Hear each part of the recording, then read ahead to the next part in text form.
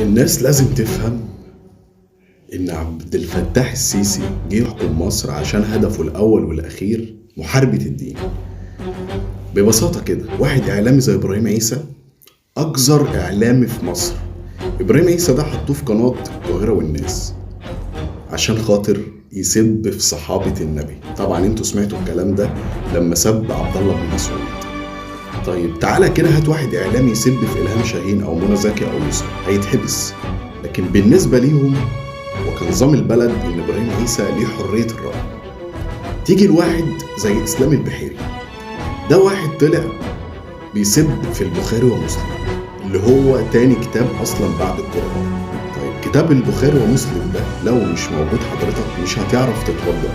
حضرتك الكتاب البخاري ده لو مش موجود انت مش هتعرف تصلي الظهر، مش هتعرف العشاء كام ركعة. لكن إسلام البحيري من حقه اللي هو يسب في البخاري. والحاجة الكبيرة إن وقت الكورونا قفل كل المساجد، وطبعا وقت ما المساجد كانت مقفولة كان السويرس عامل مهرجان الجولة. وطبعا اللي كان بيصلي في مسجد وقت الكورونا كان بيتحبس وبيتعمل له قضية، والكلام ده أنا شفته بعيني في قرية منية سمنود عند الشيخ مصطفى العدوي. تمام، في مسجد اسمه مسجد أهل السنة والجماعة.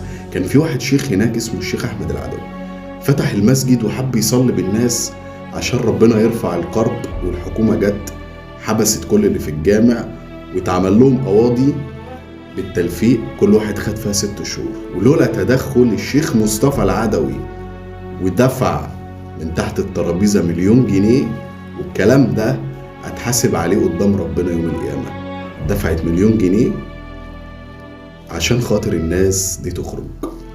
وطبعا دلوقتي السيسي بيجوعك عشان ما تعرفش تعبد ربنا. عمر ما واحد هيعرف يعبد ربنا وهو في كرب وهو جعان، هيفضل يفكر في لقمة العيش وفي الفلوس، وبذلك هيتعب نفسيا ومش هيعبد ربنا. فالهدف الأول والرئيسي من النظام ده هو محاربة الدين، ودي الحاجة الوحيدة اللي هم مركزين عليها.